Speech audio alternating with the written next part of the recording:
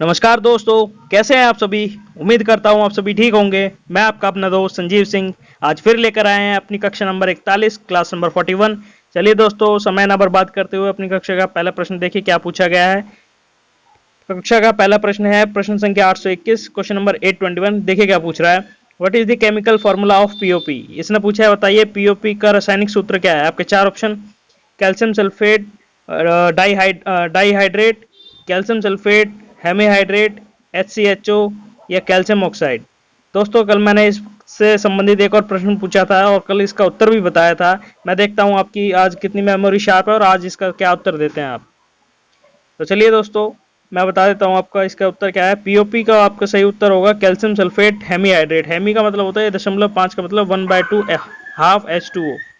ठीक है। और कल मैंने जो प्रश्न पूछा था उसमें प्रश्न पूछा गया था आपके जिप्सम का रासायनिक सूत्र पूछा गया था, जो कि आपका ये होता है। इन दोनों में ज़्यादा फर्क नहीं होता। जो मूल रूप से बेसिकली जो खुदाई के टाइम पे ज़मीन से निकलता है वो जिप्सम निकलता है, रॉ मटेरियल जो है। ठीक है, जिप्सम ही प्राप्त होता है हमें पृथ्वी से और उस जिप्सम को ट्रीटमेंट करके जो है इस फॉर्मूले में कन्वर्ट कर दिया जाता है, जिसे हम कहते हैं कैल्शियम सल्फेट हेमीहाइड्रेट। तो वह आपका पीओपी कहलाता है, जिसकी आपकी पुट्टी वगैरह आप घरों में काम करवाते हैं। और वहीं आपका जो जिप्सम का इस्तेमाल होता है, आप जो प्लास्टर वगैरह जो होते हैं वो आपके जिप्सम के ही होते हैं और जो फॉल सीलिंग वगैरह होती है घरों में वो जिप्सम की ही होती है। चलिए दोस्तों अगले प्रश्न की तरफ बढ़ते हैं। प्रश्न संख्या 822 822 क्या पूछा गया है। Lake palace built by Maharana Jagat Singh second is in which city. यह पूछ रहा है महाराणा जगत सिंह द्वितीय के द्वारा बनवाए गए झील महल किस शहर में स्थित है। आपके चार ऑप्शन, उदयपुर, जोधपुर, जयपुर, बीकानेर। दोस्तों इस प्रश्न का सही उत्तर होगा ऑप्शन नंबर ए, झीलों का शहर उदयपुर। झीलों का शहर भी कहा जाता है आपके उदयपुर को, इसीलिए जो झील महल है वह भी आपका उदयपुर में ही स्थित है। चलिए दोस्तों अगले प्रश्न की तरफ बढ़ता है। प्रश्न संख्या 823 823 क्या पूछ रहा है। Dash is the largest phylum of animals which includes in the insect. यह पूछ रहा है निम्न में से जानवरों का वह कौन सा संघ है या कौन सी कैटेगरी है जिसके अंदर कीट भी आते हैं।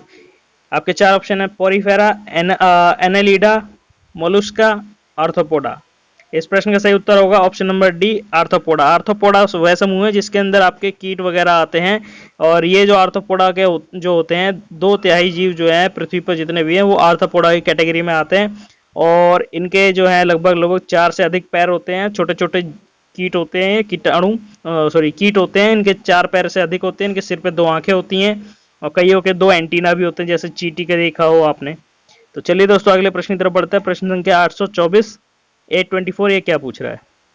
विच of the following part of human eye is donate to the needy person. यह पूछ रहा है बताइए नेत्रदान के समय मनुष्य की आंख का कौन सा हिस्सा जरूरतमंद को प्रदान किया जाता है। आपके चार option, retina, eye lens, cornea या आइरिस।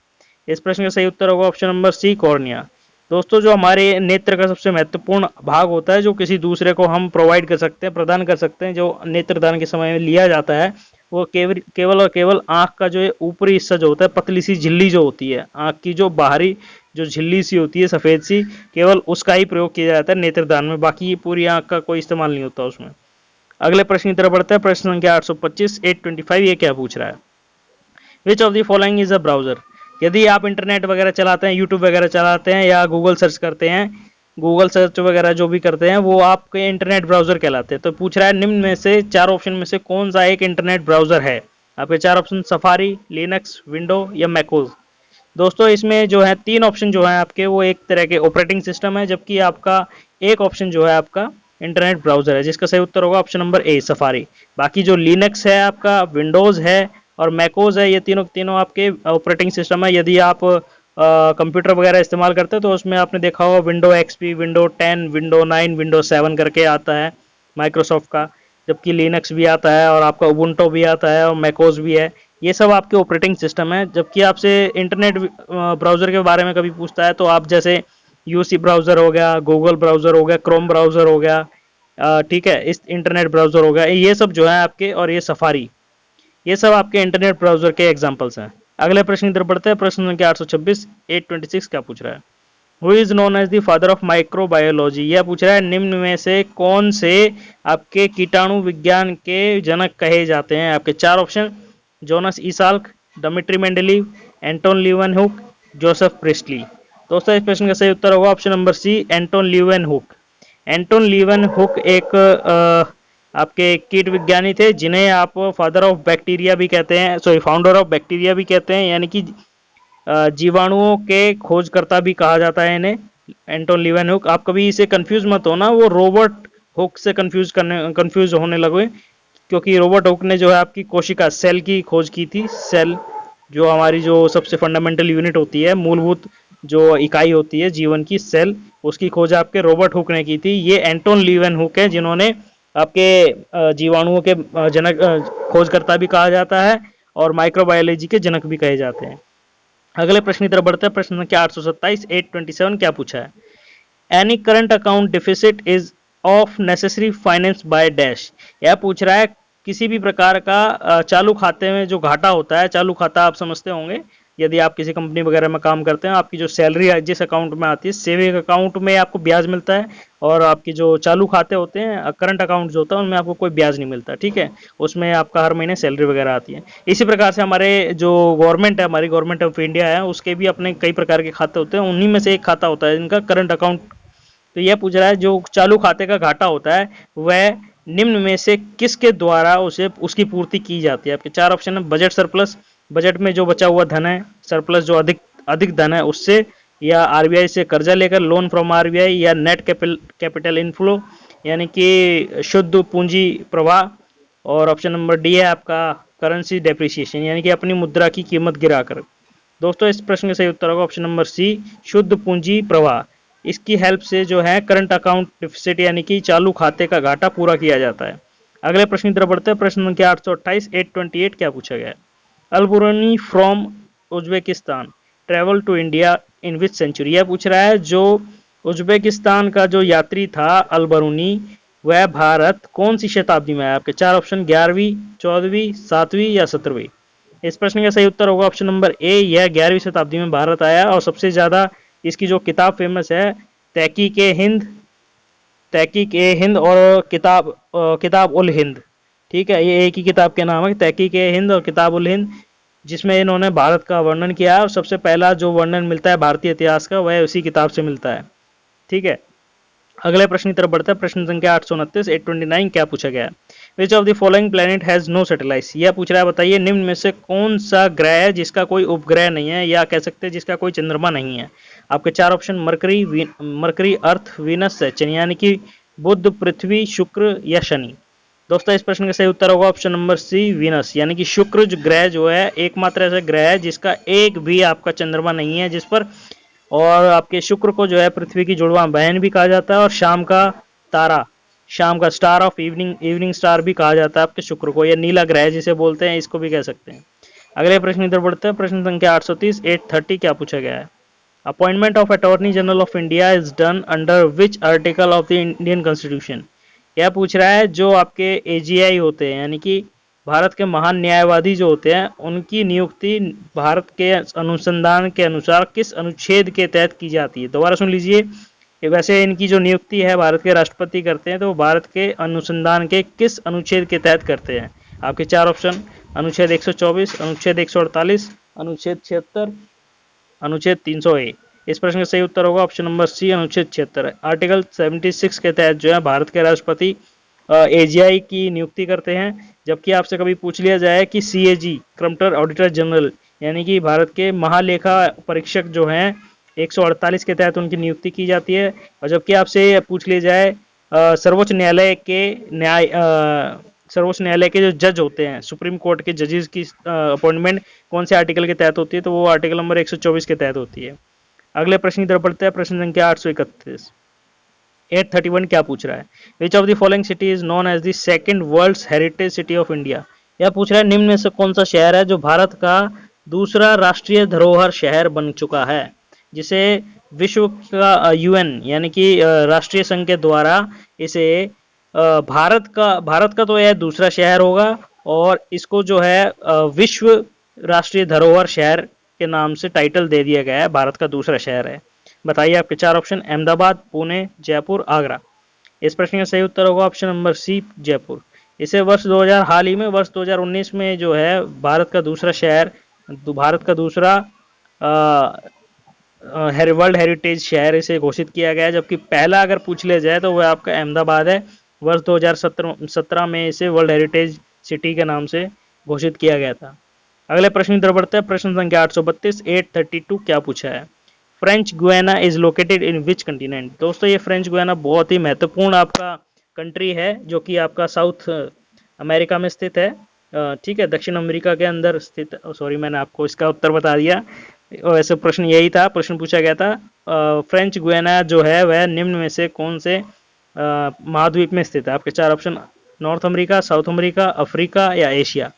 इस प्रश्न का सही उत्तर होगा option number B, south America. यह साउथ अमेरिका महाद्वीप में दक्षिण अमेरिकी महाद्वीप के अंदर एक बहुत महत्वपूर्ण स्थल है, जहाँ से ज़्यादातर जो देश हैं अपने जितने भी सैटेलाइट उपग्रह वगैरह हैं वो यहीं से प्रक्षेपित करते हैं। ठीक है, भारत ने अपना जो हाल ही में GSAT-11 जो है सबसे भारत का अब तक का GSAT-11 ये प्रश्न पूछा जा सकता है। GSAT-11 भारत का अब तक का सबसे भारी उपग्रह जो है, जियो सैटेलाइट बोलते हैं, जो कि 5,800 कुछ किलोग्राम का है। लगभग कहें तो ये 6,000 किलो के आसपास इसका वजन था GSAT-11 का, जो कि भारत ने 2018 में फ्रेंच गुयाना से प्रक्षेपित किया था। अगले प्रश्न की तरफ बढ़ते हैं। प्रश्न संख्या 833 833 क्या पूछा है? Which of the following port is located at the north of Suez canal? यह पूछ रहा है स्वेज नहर के पूर्व में, स्वेज नहर के पूर्व में कौन सा बंदरगाह स्थित है? आपके चार option, port Santos, port Said, port Fuad या नन ऑफ दिस, निम्न में से कोई नहीं। दोस्तों इस प्रश्न का सही उत्तर होगा option number B, port Said जो है आपकी स्वेज नहर के उत्तरी भाग में स्थित है। और इसके विषय में बहुत सारी चीज़ें पूछी जा सकती है। स्वेज नहर आपकी किस किस समुद्रों को जोड़ती है? ये आपके रेड सी और मेडिटेरियन सी को जोड़ती है, यानी कि लाल समुद्र और भूमध्य समुद्र। ठीक है, भूमध्य सागर और लाल सागर को जोड़ती है। ये बहुत महत्वपूर्ण प्रश्न है इसके संबंध में। अगले प्रश्न की तरफ बढ़ता है। प्रश्न संख्या 834 834 क्या पूछा है? Which of the following is the world's broadest strait? दोस्तों ज्योग्राफी के ये जो स्ट्रेट्स हैं, जल संधि वगैरह है, जलमार्ग वगैरह हैं, ये काफ़ी महत्वपूर्ण हैं, क्योंकि ज़्यादातर इनसे जल संधियों में से पूछ लिया जाता है, काफ़ी प्रश्न बनते हैं, तो इसको जरूर एक बार देख कर जाएं। तो ये वही पूछ रहा है विश्व की सबसे चौड़ी जल संधि कौन सी है? Davis strait, Malacca strait, Bering strait या पाल्क स्ट्रेट? इस प्रश्न का सही उत्तर होगा option number A, Davis strait जो है आपकी, डेविस जल संधि विश्व की सबसे चौड़ी जल संधि है। जबकि आपसे कभी पूछा जा सकता है कि बताइए विश्व की सबसे लंबी जल संधि जो है आपकी बेरिंग स्ट्रेट है। ठीक है, बेरिंग जल संधि सबसे लंबी है, और चौड़ी पूछी जाए तो वो डेविस जल संधि है। अगले प्रश्न की तरफ बढ़ता है। प्रश्न संख्या 835 835 क्या पूछा है इसने? Where is the headquarter of ICC located? International cricket club, ठीक है, इंटरनेशनल क्रिकेट काउंसिल जो है इसका हेडक्वार्टर कहाँ स्थित है? आपके चार option, Egypt, Dubai, Shanghai, Saudi Arab. इस प्रश्न का सही उत्तर होगा option number B, Dubai. Dubai जो है संयुक्त अमीरात UAE, संयुक्त अमीरात का जो है एक शहर है। ठीक है, और ये इसलिए भी अभी चर्चा में है क्योंकि हाल ही में यहाँ के जो शशांक मनोहर जी हैं उन्होंने अपने CEO पद से इस्तीफा दिया है, और एक टेम्परेरी तौर पर इमरान ख्वाजा को यहाँ का अध्यक्ष चुना गया है। ठीक है, अगले प्रश्न की तरफ बढ़ते हैं। प्रश्न संख्या 836 836 क्या पूछ रहा है? Which Indian athlete had been banned for 4 years by वाडा? इसने पूछा है बताइए वाडा के द्वारा कौन से हमारे भारतीय खिलाड़ी हैं जिसे 4 वर्षों के लिए प्रतिबंधित किया गया है? अंतर्राष्ट्रीय स्तर पर 4 वर्षों के लिए किसी भी खेल में वे भाग नहीं ले सकते भारत की ओर से। वाडा होता है वर्ल्ड एंटी डोपिंग एजेंसी, यानी कि विश्व गैर एंटी डोपिंग का मतलब ये जो भी आपके जो उल्टे सीधे आपके जितने भी केमिकल वगैरह या इंजेक्शन वगैरह, स्टेरॉइड वगैरह का इस्तेमाल करते हैं अपनी परफॉर्मेंस को बढ़ाने के लिए, अपने खेल को अच्छा दिखाने के लिए, अपनी खेल की शक्ति बढ़ाने के लिए जितने भी केमिकल्स वगैरह, इंजेक्शंस वगैरह का इस्तेमाल किया जाता है, उनको रोकने के लिए एक जो वैश्विक तौर पर जो एक एजेंसी काम करती है उसका नाम वाडा है। ठीक है, और आपसे पूछ सकते हैं राष्ट्रीय स्तर पर जो काम करती है उसका नाम नाडा है, NADA, national anti doping agency. ठीक है, तो ये वाडा द्वारा कौन से खिलाड़ी हैं जिसे प्रतिबंधित किया है अगले 4 वर्षों के लिए? आपके चार ऑप्शन, हिमा दास, गोमती मारिमुत्तु, पीटी उषा या बजरंग पुनिया? इस प्रश्न का सही उत्तर होगा ऑप्शन नंबर बी, भारत की तमिलनाडु से संबंधित रखने वाली धावक, तेज धावक गोमती मारीमुथु जो हैं, इन्हें अगले 4 वर्षों के लिए प्रतिबंधित किया गया है। इन्हें क्योंकि वर्ष 2019 में ये इनका डोपिंग टेस्ट पॉजिटिव पाया गया था। अगले प्रश्न की तरफ बढ़ते हैं। प्रश्न संख्या 837 837 क्या पूछा गया? According to Bloomberg billionaire index 2020, यह पूछ रहा है, ब्लूमबर्ग नामक एक कंपनी है जो कि हर साल सबसे अमीर लोगों की एक सूची जारी करती है, एशिया के सबसे अमीर लोगों की सूची जारी करती है। उस सूची के अंदर वर्ष 2020 की सूची के अंदर एशिया के सबसे धनी व्यक्ति का नाम बताइए। मुकेश अंबानी, रतन टाटा, जैकमा या जेफ बेजोस? इस प्रश्न का सही उत्तर होगा ऑप्शन नंबर सी, जैकमा जो हैं आपके अलीबाबा के फाउंडर हैं, अलीबाबा के संस्थापक हैं, आपसे पूछ सकता है कभी भी। तो इन्हीं को इस वर्ष 2020 में कोविड-19 के समय में सबसे ज़्यादा धनी व्यक्ति घोषित किया गया है, जबकि दूसरे नंबर पर हमारे मुकेश अंबानी जी हैं, जिन रिलायंस के जो फाउंडर हैं, सॉरी फाउंडर नहीं है, रिलायंस के जो इस समय सेठ कह लीजिए या सबसे बड़े अधिकारी कह लीजिए। वहीं आपके जेफ बेजोस के विषय में अगर पूछते हैं तो फाउंडर ऑफ आपके अमेजोन के जो फाउंडर हैं वह जेफ बेजोस हैं। अगले प्रश्न की तरफ बढ़ते हैं। प्रश्न संख्या 838 838 क्या पूछा गया? What is the index rank in world happiness index 2020? यह पूछ रहा है, बताइए विश्व खुशी सूचकांक वर्ष 2020 की रिपोर्ट के अंदर भारत का कौन सा स्थान है? आपके 4 ऑप्शन 144, 66, 98, 154। इस प्रश्न का सही उत्तर होगा ऑप्शन नंबर ए 144। भारत का 144वां स्थान है, जबकि इसके अंदर टोटल जितने देशों की सूची जारी की गई थी वो 154 देशों में से भारत का 144वां स्थान है। और हंसी की बात यह है कि इसके अंदर पाकिस्तान का काफ़ी अच्छा स्थान है, हमसे काफ़ी आगे है पाकिस्तान, जिसका 66वां स्थान है। अगले प्रश्न की तरफ बढ़ते हैं। प्रश्न संख्या 839 839 क्या पूछ रहा है? Which of the following Indian writer achieved Man Booker Prize in 2008 for his book The White Tiger? निम्न में से कौन से भारतीय लेखक है जिन्हें उनकी किताब जो है द वाइट टाइगर, श्वेत बाघ की नामक किताब के लिए अंतर्राष्ट्रीय स्तर पर मैन बुकर प्राइज 2008 में मिला है या सम्मानित किया गया था? आपके ऑप्शन है सलमान रुश्दी, चेतन भगत, अरविंद अडिगा, खुशवंत सिंह। इस प्रश्न का सही उत्तर होगा option number C, Arvind Adiga ji हैं वर्ष 2020 में, जिन्हें उनकी किताब श्वेत बाघ के लिए, द वाइट टाइगर के लिए मैन बुकर्स प्राइज में दिया गया था। अगले प्रश्न की तरफ बढ़ते हैं। प्रश्न संख्या 840। अगले आज का अंतिम प्रश्न देखें क्या पूछा गया है। When did non corporation movement started by Mahatma Gandhi? यह पूछ रहा है, बताइए किस वर्ष महात्मा गांधी द्वारा जो है आपके असहयोग आंदोलन की शुरुआत की गई थी? आपके 4 ऑप्शन वर्ष 1929, 1919, 1935, 1920।